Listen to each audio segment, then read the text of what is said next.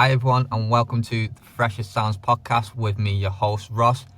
This is a mental health episode, so as you can see we have a guest speaker here today. So guest speaker, please introduce yourself. Hi everyone, my name is Ari Sarab. I'm an ADHD coach for men and a certified energy practitioner. So thank you for having me, Ross. It's awesome to be here. No problem, and thank you for connecting with me via Facebook and everything. And when I read your post and everything, well, not your post as such, but when you messaged me and obviously you explained that you're a ADHD coach for men, is it just men you deal with, or can you deal with women as well? So me personally, because of, I'm a religious Jewish man, right? I only work with men. Right. That's just a personal choice that I took upon myself. Okay. So, with being a ADHD coach as well, is it different from men compared to women, or are they both the same? So they are different. Okay. So men can be diagnosed earlier in life. ADHD can show up as, a lot of energy. For instance, a woman might experience more daydreaming, or anxiety. And a woman could get diagnosed. It's more common for women to get diagnosed later in life. So a lot of men, I'm not saying it's not possible for a man to get diagnosed later in life, but it's more common for them to get diagnosed earlier in their life, like as a child. Okay. So, what signs and symptoms would you look out for someone, for a male? So say, for example, I've come to you and I say, I think I've got ADHD. What signs or what would you look for in myself when assessing me? Like, what's the procedure to say, yeah, you've 100% got ADHD? Like, how does it work? Can you explain So to me, first please? of all, I think it's important to make clear that I am not authorized to diagnose anyone, right? But with that being said, there's a few things you can keep in mind when you're talking to someone that can give you an idea if he has ADHD. One is you're talking to me, I'm not making direct eye contact with you because Okay. I'm trying to obtain all the information that you're sharing with me. By me looking you in your face and your eyeballs, that takes a lot of mind power for a man who has ADHD. So if we're like looking kind of away from the person who's speaking to us, it's because we're trying to take in everything that he or she is trying to share with us. That's one.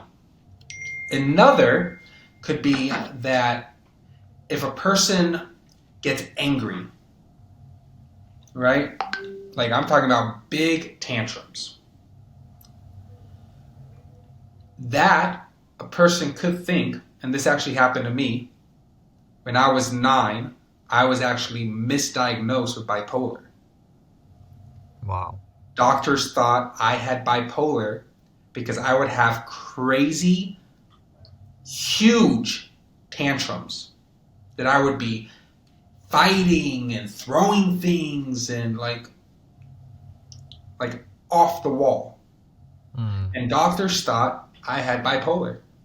And from that moment on, after I was diagnosed, they actually put me on bipolar medication all the way until I was like 18 years old. And when I was in my early 20s, I actually found out that I was misdiagnosed. At one time in my life, I was on something called Geodone, and I was on 1,500 milligrams. If I accidentally took this in the morning, my day was done.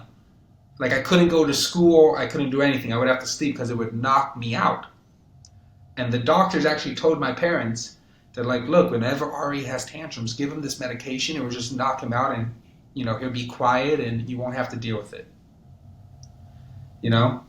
So I never really learned tools, how to deal with that anger, right? I never learned tools and later in life I realized I was just trying to express myself. I just wanted to communicate and I didn't know how to.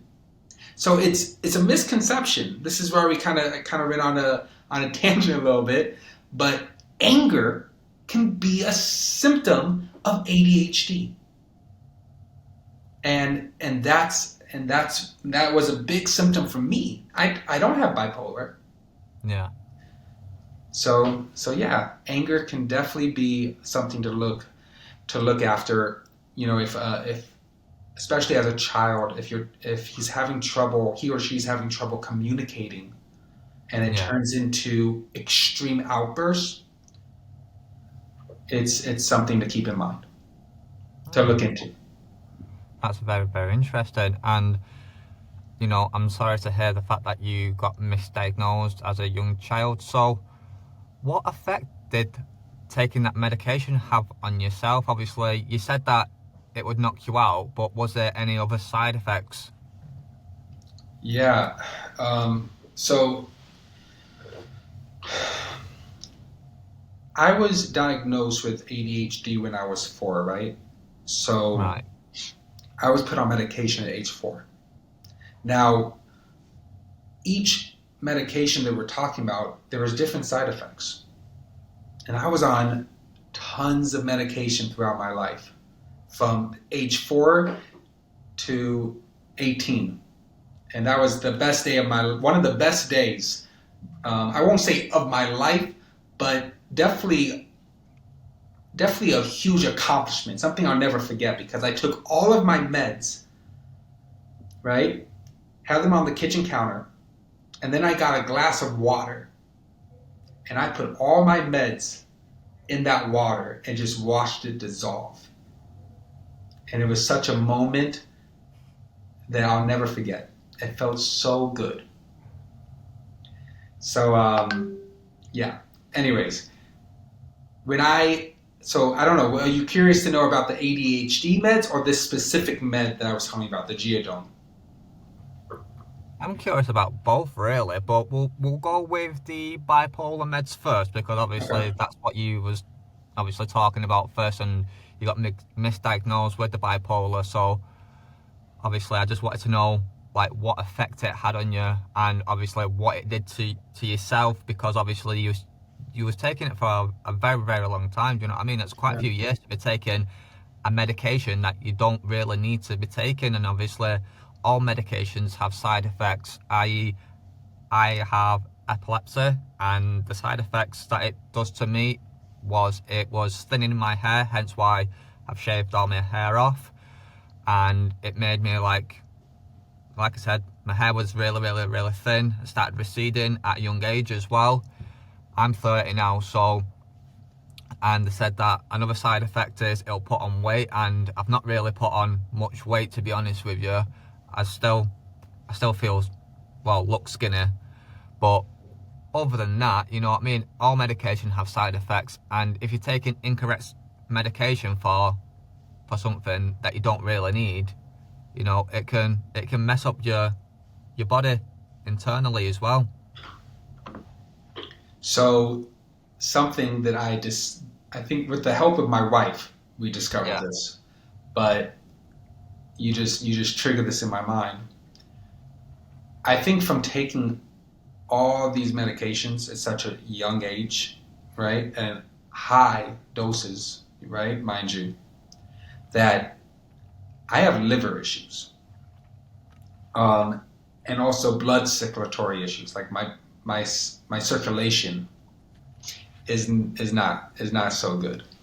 Yeah. So, and I really do think that's a combination of all the meds that I took for such a long time, and um, don't want to get us too off topic, right? But I used to be a nightclub promoter before Okay. I was religious. Like I wasn't raised this way. I became religious like almost in Yeah. 2015, right? That's really So good. before I was religious, I was a nightclub promoter, and I used to drink a lot, a lot. So the combination of those two things definitely definitely had its side effects that I'm still living with today. Mm. But the geodone, right? That that was the biggest side effect that I remember as I was taking it. Yeah. And it could be scary. There was a time, when I was in boarding school, right? Mind you, because my parents didn't really know how to deal with me, I lived on my own in different rehabs and boarding school from age 12 to 16, before, like, close to my 17-year-old birthday, right? And at one point I was in this boarding school in a completely different state than from where I'm from, nowhere close. I grew up in Las Vegas. This boarding school was in Delaware. Nowhere close. It's like a 4-hour flight and then an hour drive, something like that. An hour and a half, 2-hour drive. Nowhere close, right? So I'm in this place that I know nobody, nothing. So I'll never forget this. There was movie night, right? We're having a movie night, and they gave me my meds before the movie, and the movie wasn't where the dorm was, right? It was still on the campus, but not where I'm sleeping. The Yeah. meds kicked in, and I was out. Now, the thing about these meds is I'm conscious, but I can't speak. I can't move. I know I still have complete memory of everything that happened, right? But I couldn't say anything. I couldn't do anything. I remember guys taking me back to my dorm room, right? And they had to take my clothes off. They were putting me in bed, and they're laughing and giggling, and I was extremely uncomfortable because they were saying things that were making me uncomfortable. Mind you, they thought that I wasn't conscious. They thought I was sleeping, you know? So that's something I'll never forget. It's something that I'll remember for the rest of my life. And Yeah. that's the power of medication. It can cripple you, and I felt crippled. Mm. I'm sorry to hear that. Do you know what I mean? And it's scary what effects medication can have to you, and because if you're on the wrong meds, like you just said then, and stuff's happened to you, as you just explained, it's gonna affect you mentally and physically. Do you know what I mean? And Yeah. it's gonna bring trauma into your life, and it's unnecessary trauma as well.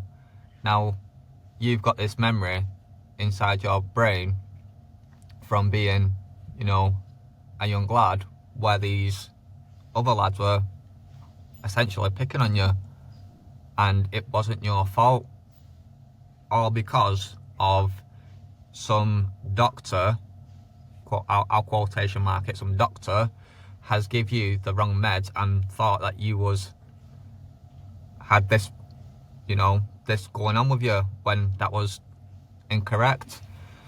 So I just want to say, from my end, I am very sorry to hear that sort of stuff, and I know this is going to sound harsh in a way, but I'm glad that you've gone through it and you survived it, because people can go through it and, it takes a toll on their life, and they want to end their life for it, and they do end up ending their life for it. And you know what I mean? And I'm very thankful that you're still here to this present day to share your story and be on my podcast and explain, your life and your story and your background. And, like I said, I'm truly sorry to hear what's happened to you, but in another respect, I'm glad that you're here still, and, you're still fighting, and you're expressing yourself and your story. So I want to fast forward now. So obviously we spoke about your teenage years and your younger years as well. So what made you get into, the ADHD coach sort of stuff? I felt a responsibility.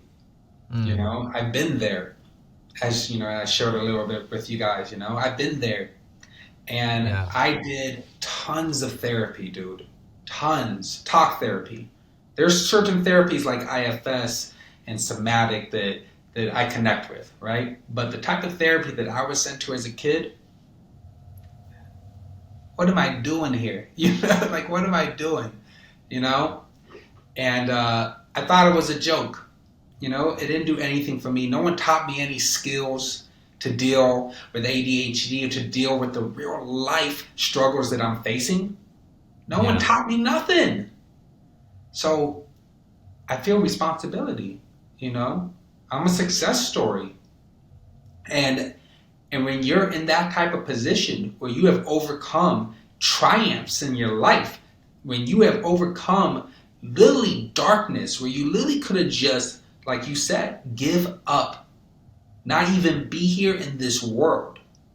Yeah. You know what I'm saying? Like when you reach that point where you like, whoa, I really worked on myself, and I actually taught myself and learned real practical tools that have helped me with the things that I struggle with. Of course, I need to help others who go through the same thing. So that's why I do what I do, Ross. That's why I do what I do, and it's very very fulfilling for me, and I'm very dedicated to it, and it's what I'm passionate about, and it's all about paying it forward. You know, like you said, and it's not harsh. It's not harsh. It's the truth. What we have to go through is what we were meant to go through. You don't go through something if you're not going to be able to stand tall after it. There are Yeah. people who go through things and they unfortunately,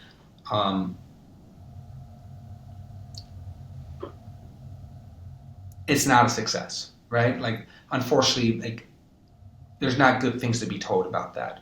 Rather, they, Exactly. Yeah. we hear all these. There's a lot of stories, and we all know people who either took their life or didn't deal with it. Now, I'm going to say something that is harsh, right? At the end of the day, we have something which is free choice. I Yeah. have a choice when I'm going through the darkest moments of my life if I'm going to actually kill myself, if Mhm. I'm actually going to give up, if I'm going to throw in the towel. I have that choice. That is my choice. And I also have the choice that I'm not going to give up. I'm going to fight this. I have the choice to believe in myself and to do whatever I need to do, whatever is necessary to get out of this dark spot in my life and be a light. Whatever that means to me or to whatever a person's going through, what being a light means, I have that choice. That's my choice. And I had to make that choice many, many, many times in my life. And obviously, we are getting that place where it's like you can't see that light. But that's why we have good friends and we have mentors and we have people who believe in you when you don't believe in yourself.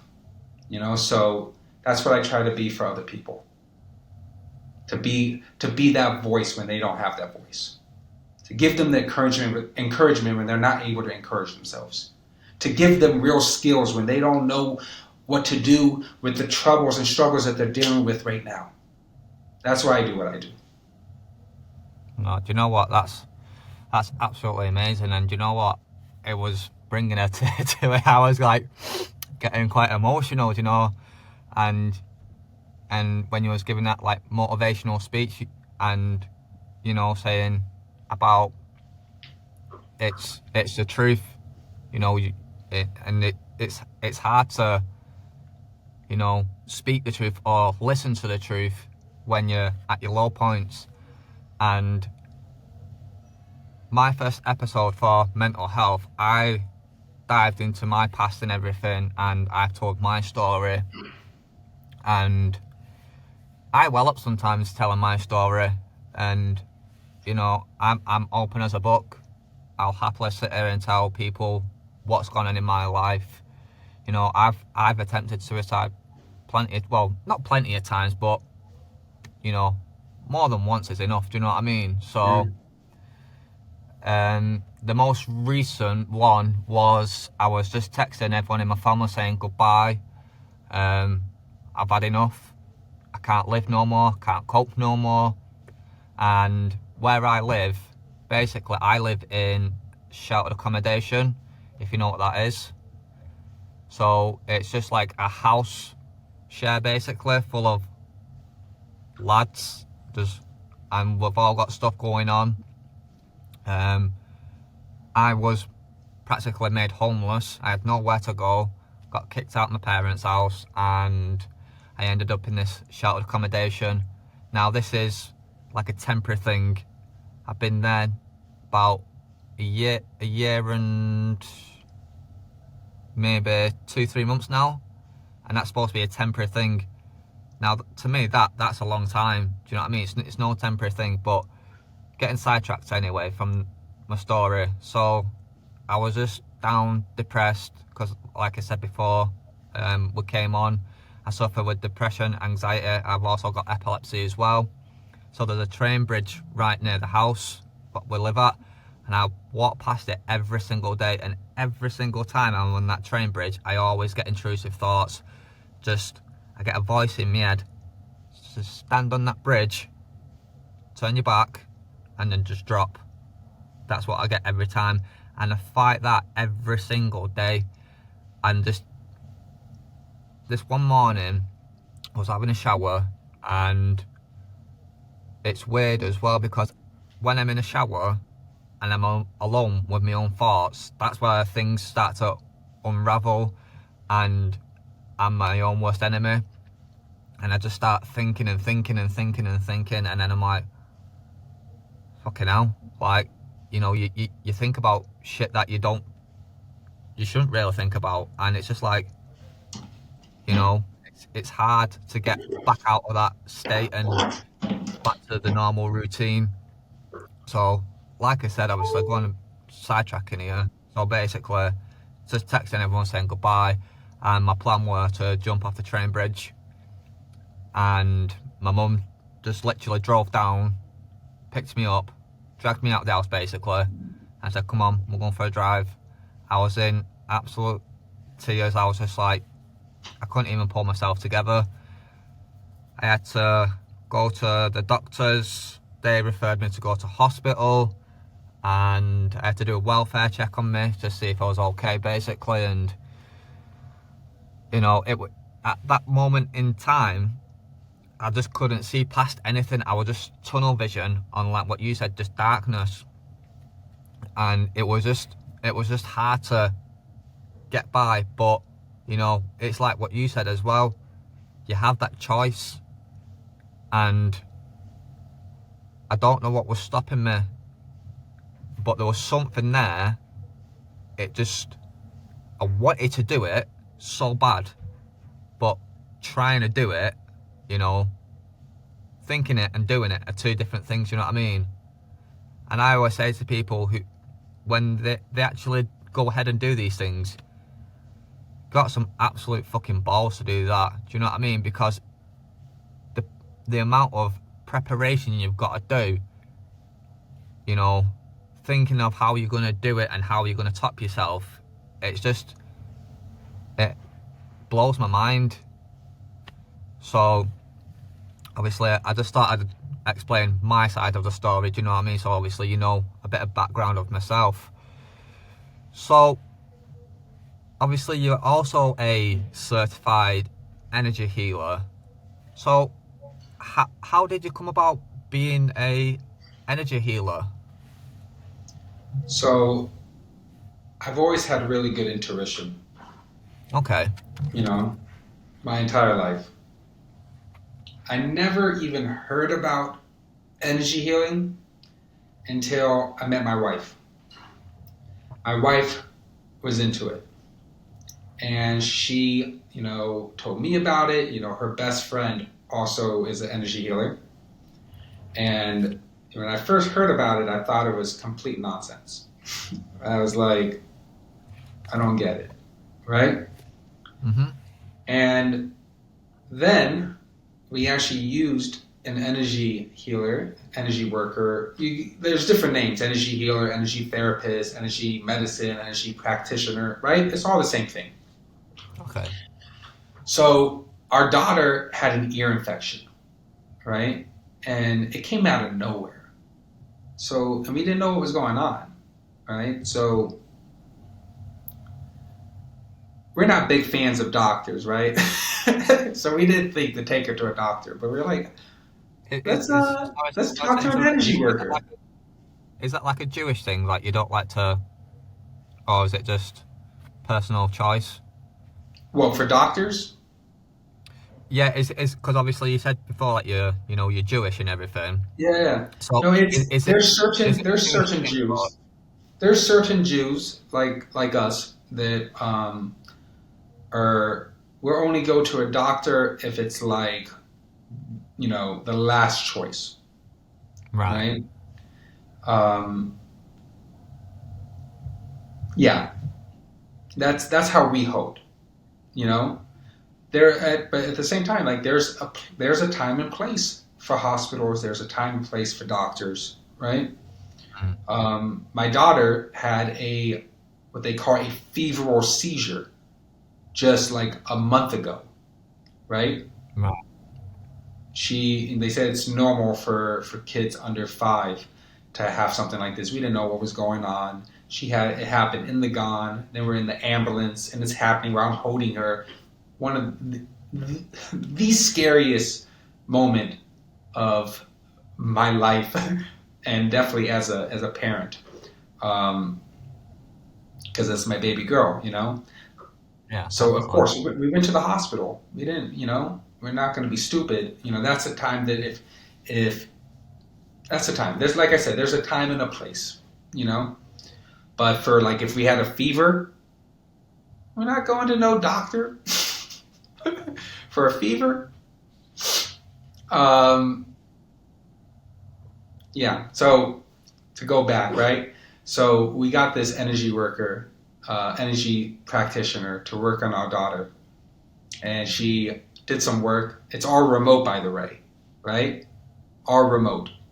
She didn't see our kid or anything, all remote.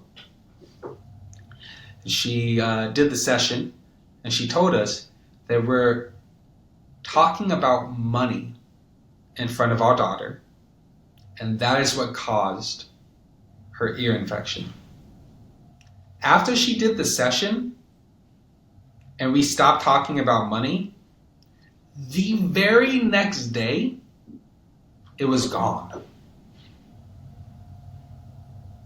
Right? And I was like, what in the world just happened? Like, what? What? So that caught my attention. I did some research, right? I was like, I want to learn more about this.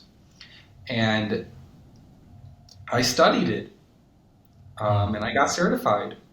And I combine it with, when I'm coaching men.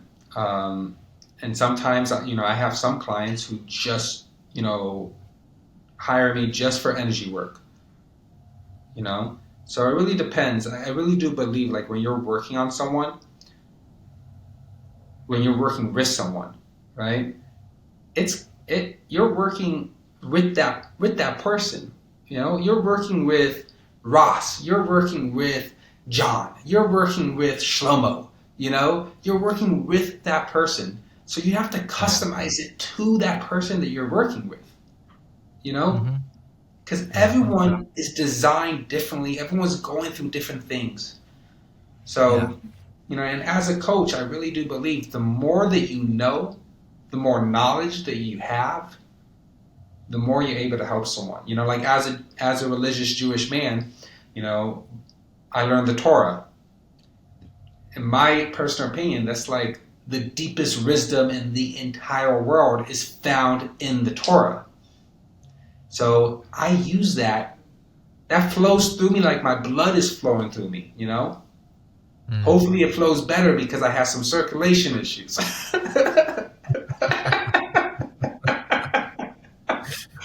But it's like it's part of my life, It's who Mm. I am. So I take that wisdom you know, that and I share it. It just comes out naturally, because you are what you are what you associate yourself with. Yeah. Not just people, but the things that you learn, the music that you listen to, the things that you look at, you know, it builds you. It makes you who you are.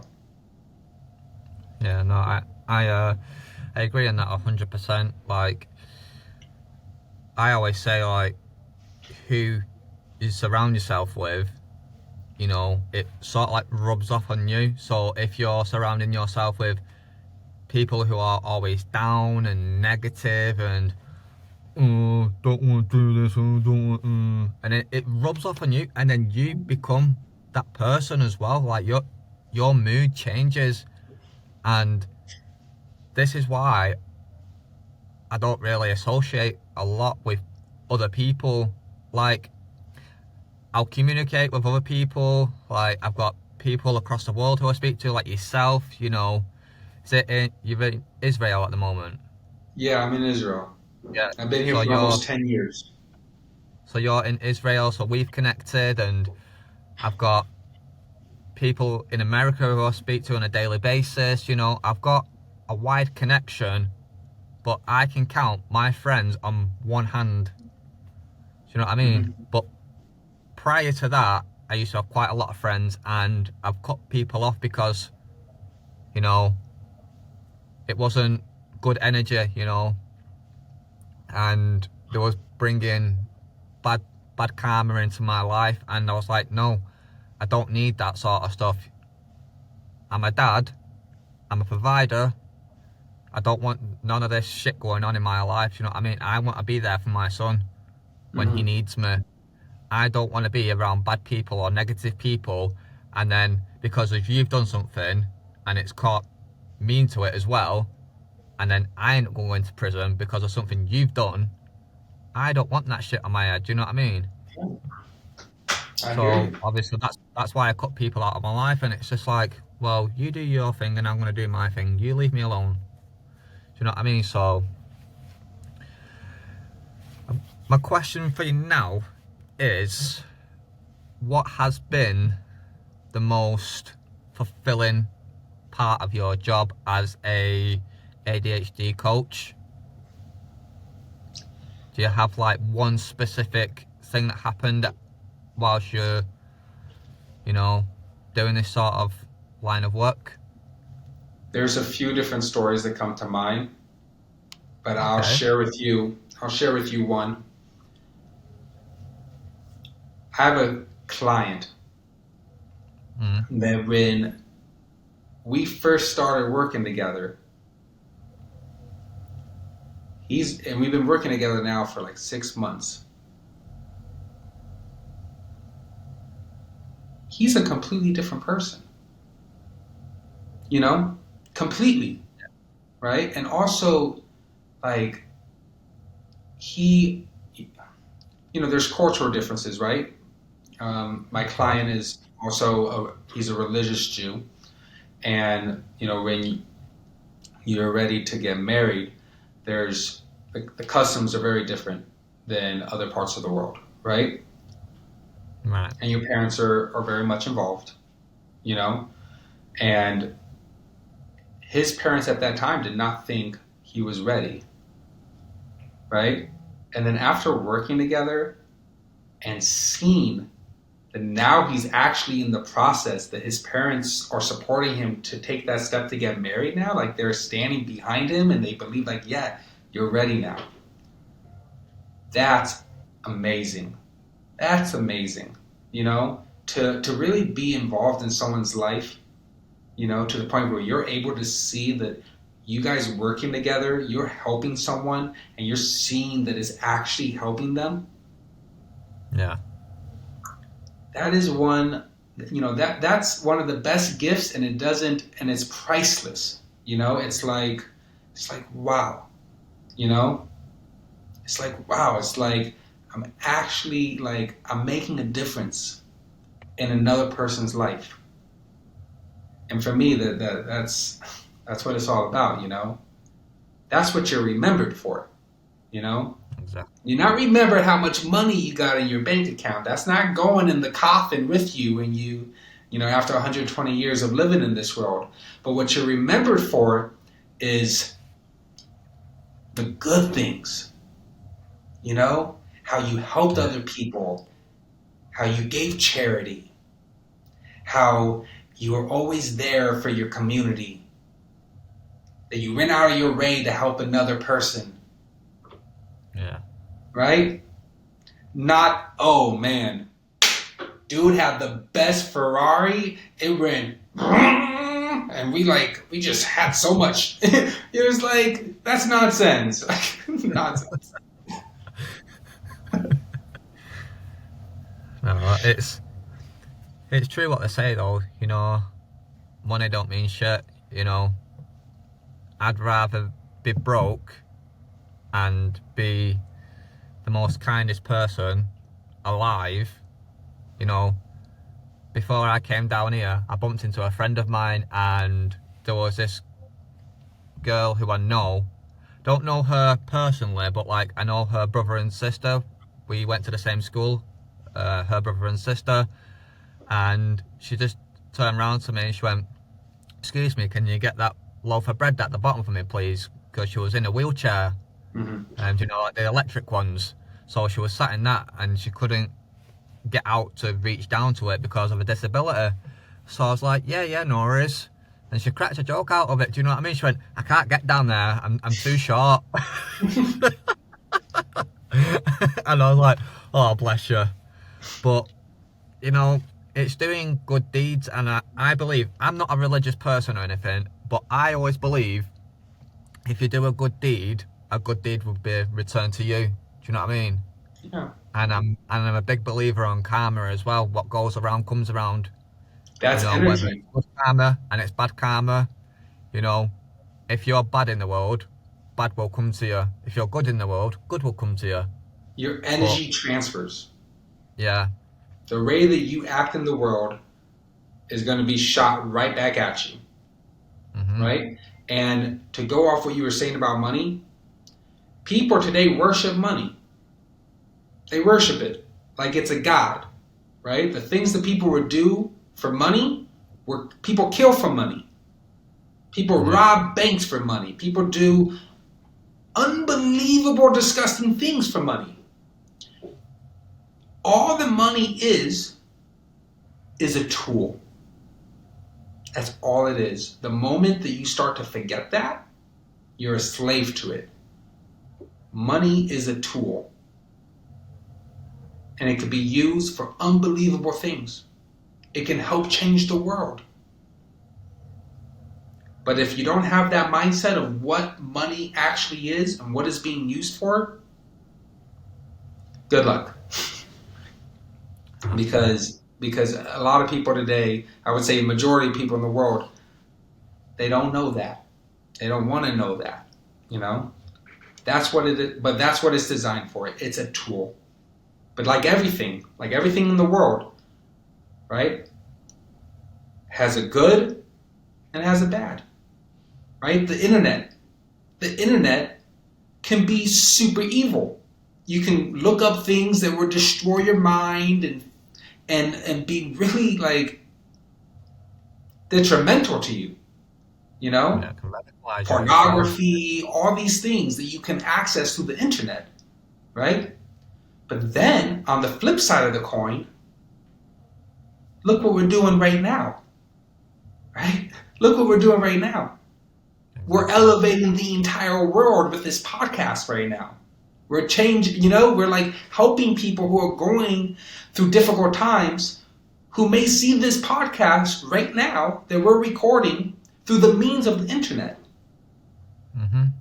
You know? So yes, there's a boundary, you know? It's like don't play with fire because you're gonna get burned, right? But create boundaries for yourself. Create tools that are gonna help you, you know, do what you gotta do.